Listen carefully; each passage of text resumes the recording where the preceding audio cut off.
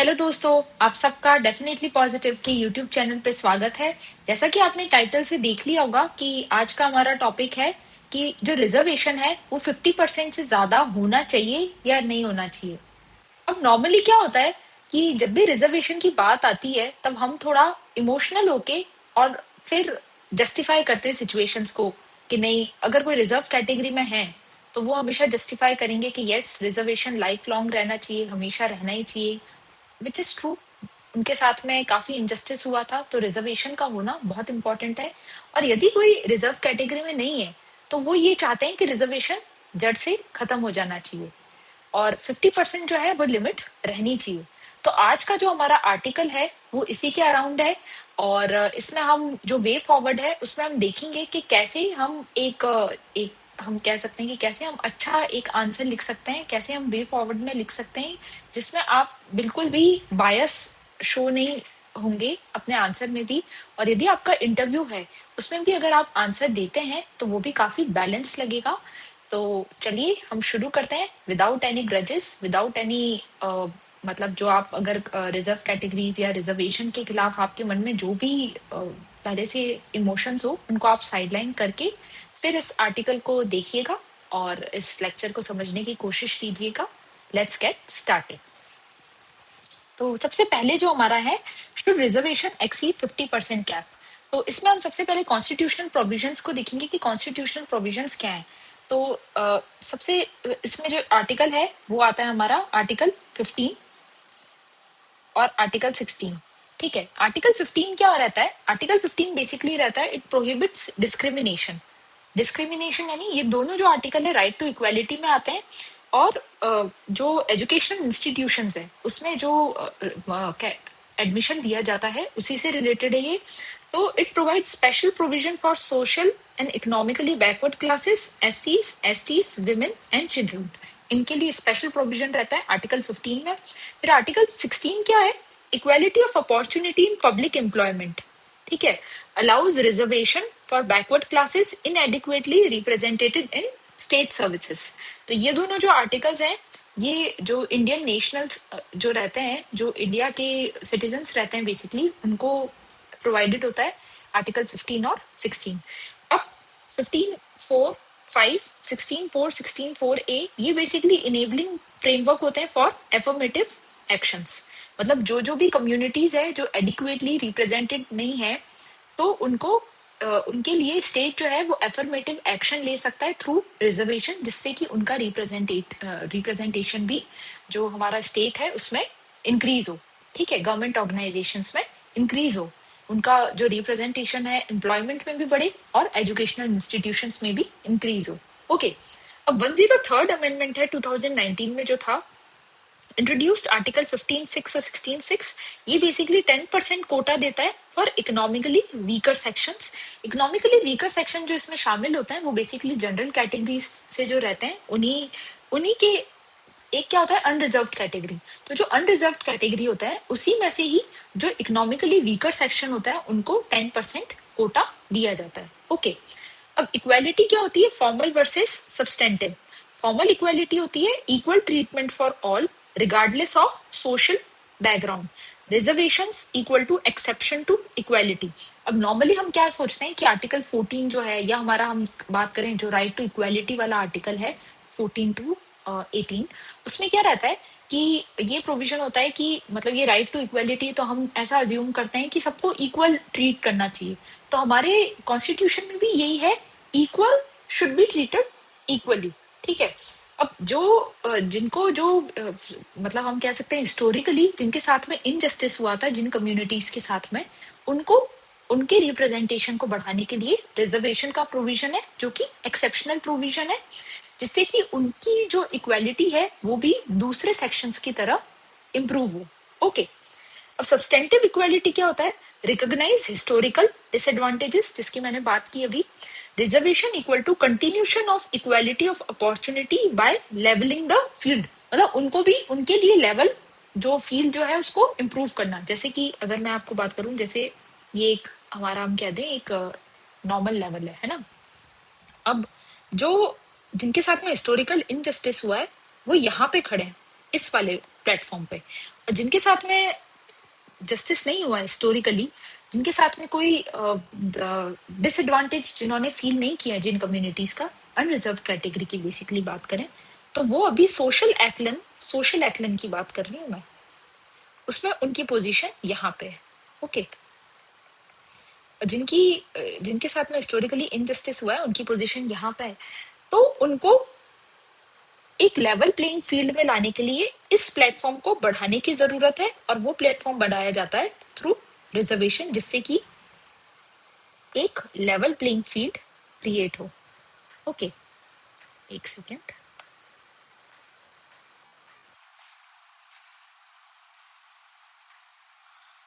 देखिए, इस तरीके से इसको बढ़ाया जाता है प्लेटफॉर्म को, जिससे कि एक लेवल प्लेइंग फील्ड हो, पर वो इतना हो कि दोनों का रिप्रेजेंटेशन इक्वल किया जा सके, एक लेवल प्लेइंग फील्ड क्रिएट किया जा सके। अब इसमें जुडिशियल लैंडमार्क्स भी है, कुछ जुडिशियल जजमेंट्स भी आए थे। वो क्या जजमेंट्स है वो भी हम देखते हैं, वो एग्जाम पॉइंट ऑफ व्यू से काफी इंपॉर्टेंट है। कई बार मीन्स में सिर्फ जजमेंट्स या कोई जुडिशियल, स्पेशली जो नए नए कोई जुडिशियल अनाउंसमेंट्स होते हैं या कोई जुडिशियल जजमेंट्स आते हैं, उसको लेके डायरेक्टली क्वेश्चन पूछ लिया जाता है आरएस में भी और यूपीएससी में भी। तो ये भी जजमेंट्स को भी जानना, जुडिशियल लैंडमार्क जजमेंट्स को भी जानना जरूरी है एग्जाम पॉइंट ऑफ व्यू से। अब हम पहले जजमेंट की बात करें, Balaji versus state of Mysore, ये 1962 में आया था कि reservation must be with in reasonable limit, मतलब 50% इसमें सीलिंग लगा दी गई थी कि 50% से ज्यादा रिजर्वेशन नहीं देना चाहिए, क्योंकि मेरिट की भी इंपॉर्टेंस है इसमें, मेरिट को भी इम्पोर्टेंट रोल दिया गया था अलॉन्ग विथ इक्वालिटी।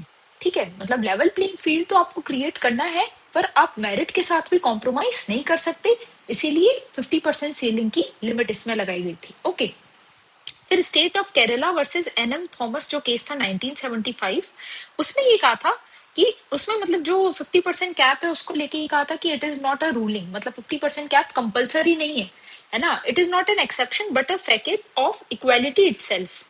ये सब्सटेंटिव व्यू उसमें लिखा था, मतलब इक्वालिटी लाने के लिए हमने प्रोविजन लाया है, जिससे कि जो हमारा समाज है उसमें इक्वालिटी क्रिएट हो, इस वजह से रिजर्वेशन को लाया गया है। तो इसमें 50% सीलिंग जैसी कोई बात नहीं है, मतलब जो सोशल इक्वालिटी है वो ज्यादा जरूरी है कंपेयर टू जो मेरिट, ऐसा हम कह सकते हैं state of Kerala versus N M Thomas case के द्वारा।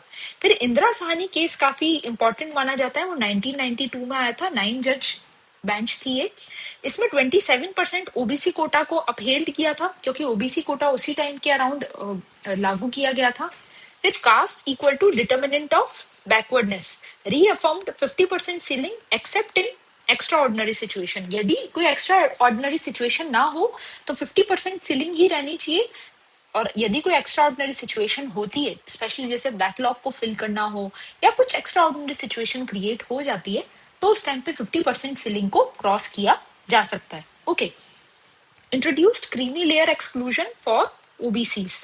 फिर जनहित अभियान, ये 2022 का अभी अभी केस जो था अभी आया था ईडब्ल्यूएस से रिलेटेड, इसमें 10% जो कोटा था उसको जस्टिफाई किया गया था, और 10% सीलिंग, जो 50% सीलिंग लिमिट है उसको भी, मतलब उसको इसने एक्सीड किया, क्योंकि जो कोटा दिया गया था 10%, वो जो अनरिजर्व कैटेगरीज है उसमें से उस कोटा को दिया गया था, तो भी उस चीज को जस्टिफाई माना किया और माना गया और अपहेल्ड किया गया ईडब्ल्यूएस कोटा को जनहित अभियान केस के द्वारा। फिर state of Punjab versus Davinder Singh 2024 का था, इसमें क्या था, suggested exploring creamy layer exclusion for SC/STs, जिसको गवर्नमेंट ने रिजेक्ट कर दिया। मतलब नॉर्मली आपने देखा होगा जो क्रीमी लेयर का प्रोविजन है वो ओबीसी कैटेगरी में रहता है, SC/ST कैटेगरी में नहीं रहता। तो इस केस के द्वारा इस चीज को भी मतलब सजेस्ट किया गया था कि जो SC/ST कैटेगरीज है उसमें भी जो क्रीमी लेयर है उस प्रोविजन को शामिल किया जा सकता है, पर गवर्नमेंट ने अभी इनिशियल लेवल पे उसे रिजेक्ट कर दिया। ओके, तो ये कुछ इंपॉर्टेंट जुडिशियल लैंडमार्क थे जो कि एग्जाम पॉइंट ऑफ व्यू से काफी इंपॉर्टेंट है। अब करंट स्टेटस की बात करें तो क्या है, जैसे कि आपने देखा इसमें सेंट्रल लेवल पे 59.5%, यानी जो 50% सीलिंग है उसको इसने क्रॉस कर दिया है, क्योंकि 10% जो कोटा है वो ईडब्ल्यूएस को प्रोवाइड किया गया है, तो उसके बाद इस चीज को भी क्रॉस कर दिया गया। ठीक है, ओबीसी को 27%, SC को 15%, ST को 7.5 और ईडब्ल्यूएस को 10%। अब स्टेट्स लाइक तमिलनाडु, पर कुछ स्टेट में ऑलरेडी इस चीज को क्रॉस, मतलब जो 50% सीलिंग है उससे ज्यादा ही वहां पे कोटा प्रोवाइड किया जा रहा है। जैसे तमिलनाडु में 69%, झारखंड में भी 50% कोटा को क्रॉस कर लिया गया। इवन राजस्थान की बात करें तो राजस्थान में भी मोर देन 50% कोटा ही दिया जाता है। ओके, फिर की इश्यूज क्या है एक्सीडिंग 50%। अब इसके प्रो, मतलब अगर हम इसके फेवर में बात करें तो वो क्या है, it reflect actual proportion of disadvantaged group. क्योंकि डिसएडवांटेज जो ग्रुप है वो 50% से ज्यादा है, तो उन्हें कोटा भी 50% से ज्यादा मिलना चाहिए, जस्टिफाइड रीजन है। और इसकी नेगेटिव क्या है कि right to equality of opportunity, उसको कहीं ना कहीं ये चीज अंडरमाइन करती है। क्यों? क्योंकि जो एक मेरिट है, अगर कोई अनरिजर्व कैटेगरी से भी फाइट कर रहा है तो उनको भी कई बार कई परेशानियां झेलनी पड़ती है, तो उसमें उनकी जो इक्वालिटी ऑफ अपॉर्चुनिटी है उसका कहीं ना कहीं हार्म हो सकता है। तो उस चीज के लिए जो 50% कोटा है वो जस्टिफाइड नहीं लगता है। ओके, अब क्रीमी लेयर डिबेट, तो ये आपको जैसे मैंने बता ही दिया कि SC ST में कोई क्रीमी लेयर नहीं है, तो इसके लिए भी हो रहा है कि भाई उनको भी इसमें शामिल करना चाहिए, इसमें भी क्रीमी लेयर का प्रोविजन आना चाहिए। ठीक है, क्योंकि कुछ स्पेसिफिक कास्ट है वही इसका बेनिफिट ले रही है। SC और STs में भी कोई स्पेसिफिक कास्ट ग्रुप है वही सारे कोटा का बेनिफिट लेती है। और कुछ जो, जैसे हमने PVTGs की कल बात की, तो PVTGs से बहुत ही कम जो लोग हैं वो इसका बेनिफिट, कोटा का बेनिफिट ले पाते हैं। तो इसीलिए इसमें भी सब कैटेगराइजेशन करना इम्पॉर्टेंट है। ऐसा कई जो जुडिशियल लैंडमार्क्स है उसमें भी ये कई बार आया है, मतलब जजेस ने भी इस बात को उठाया है, पर गवर्नमेंट ने अभी इनिशियली उसको रिजेक्ट कर दिया। इन फ्यूचर हो सकता है इस पे भी लेके कोई जजमेंट आ सकता है और कोई लॉ भी इसको लेके बन सकता है। फिर कंसंट्रेशन ऑफ बेनिफिट, जैसे रोहिणी कमीशन बना था उसमें ये था कि 97% OBC Kota benefit taken by 25% of OBC caste. इसमें भी आप देख सकते हैं उसमें भी 97% जो कोटा का बेनिफिट है 25% कास्ट ही ले रही है। और 1000 ओबीसी ग्रुप्स है जीरो रिप्रेजेंटेशन, ऐसा का ऐसा skew representation SC ST community में भी है, उसमें भी जो अपर कास्ट रहती है SC STs में भी वही कोटा का सारा बेनिफिट ले रही है, विच इज अनजस्टिफाइड। ओके, फिर अनफिल्ड सीट्स की बात करें तो 40-50% of reserve post for SC ST OBC remain vacant at central level. अब इसमें क्या होता है कि अगर क्रीमी लेयर को एक्सक्लूड कर दें तो उससे बैकलॉग और वर्सन हो सकता है, risk of seats reverting to unreserve category. अब इसमें यह है कि अगर यदि SC STs के अंदर भी जो क्रीमी लेयर का कॉन्सेप्ट लाते हैं तो ये हो सकता है कि जो अभी जो थोड़ा बहुत बेनिफिट ये कास्ट ले पा रही थी ये भी नहीं ले पाएंगे, और कई सारी जो पोस्ट है वो अनफुलफिल्ड रह जाए, अनफिल्ड रह जाए। और फिर इन फ्यूचर ये जो बैकलॉग है वो रिजर्व, जो अनरिजर्व कैटेगरीज है उनसे फिल हो जाए, तो जो बेनिफिट उनको मिलना चाहिए रिजर्व कैटेगरीज को वो भी नहीं मिल पाएगा। ओके, तो ये इसका हम कह सकते हैं क्रिटिसिज्म हो गया। अब वे फॉरवर्ड क्या है, ये एग्जाम के लिए काफी इंपॉर्टेंट है कि जैसे कास्ट सेंसस की बात हो रही है वो करवाना जरूरी है to realign reservation with actual demographic data, जिससे कि एक्चुअली पता चले कि कौन कौन सी कास्ट है, उसमें क्या कौन कौन सी सब कास्ट है जिनको रिजर्वेशन की रियल में रिक्वायरमेंट है। ओके, सब कैटेगराइजेशन भी इंपॉर्टेंट है। Implement Rohini commission, equitable distribution with in OBCs. फिर 2 tier रिजर्वेशन, इसमें SC STs के लिए 2 tier रिजर्वेशन आ सकता है। 2 tier रिजर्वेशन यानी prioritize more marginalized subcaste before extending to relatively better off, जो रिलेटिवली बेटर ऑफ पोजीशंस में उनसे ज्यादा जो सबकास्ट इसमें SC STs के अंदर ऐसी है जिनको रिजर्वेशन का बेनिफिट नहीं मिल पा रहा है उनको पहले प्रायोरिटाइज किया जा सकता है। जैसे कि PVTGs की बात होगी उनको प्रायोरिटाइज किया जा सकता है, वैसे और जो दूसरी कास्ट होगी SCs में भी STs में भी उनको भी पहले प्रायोरिटाइज किया जा सकता है। तो इस तरीके से एक 2 tier सिस्टम पहले लागू किया जा सकता है रेदर देन क्रीमी लेयर के कॉन्सेप्ट से। ठीक है, फिर स्किल डेवलपमेंट, स्किल डेवलपमेंट में भी जोर देना जरूरी है क्योंकि आज की डेट में पब्लिक सेक्टर में जॉब्स कंटिन्यूसली श्रिंक हो रही है, तो रिजर्वेशन ही अल्टीमेटली सोल्यूशन नहीं है, स्किल डेवलपमेंट करवाना बहुत जरूरी है।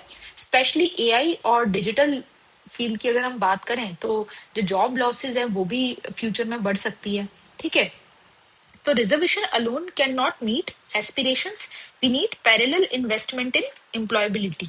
ठीक है, तो ये हो गई हमारी। फिर बैलेंस अप्रोच क्या हो गई, अवॉइड ब्लैंकेट एक्सपेंशन। मतलब जो 85% जैसे बिहार में अभी ये आर्टिकल क्यों आया था कि बिहार गवर्नमेंट जो है उन्होंने ये कहा है कि वो 85% रिजर्वेशन दे देंगे। तो ऐसा ब्लैंकेट प्रोविजन लाने से बेटर है कि आप कास्ट सेंसस कंडक्ट करवाओ, फिर 2 टियर सिस्टम ला सकते हैं, फिर रोहिणी कमीशन की जो उन्होंने जो सजेशन दिया था उसको इम्प्लीमेंट कर सकते हैं। तो स्टेप बाय स्टेप प्रोसेस लेना जरूरी है, और मेरिटोक्रेसी को भी बैलेंस करना जरूरी है विथ रिजर्वेशन। ठीक है, ensure affirmative action remained targeted, effective and justifiable under constitutional framework. तो यही ये आर्टिकल था। तो ये आप जो वे फॉरवर्ड है ये एग्जाम पॉइंट ऑफ व्यू से काफी इंपॉर्टेंट है, इसको आपको ध्यान में रखना है और एग्जाम में भी अपने आंसर में भी इसको रिप्रोड्यूस करना है। इनफैक्ट आपको अगर इंटरव्यू में भी पूछा जाता है तो आपको इसी प्रकार से बैलेंस आंसर देना है, तो उससे आपको डेफिनेटली अच्छे मार्क्स मिलेंगे। एंड हम इसी प्रकार की लेक्चर सीरीज को कंटिन्यू रखेंगे, and we will meet in the next lecture. Subscribe to definitely positive. Thank you.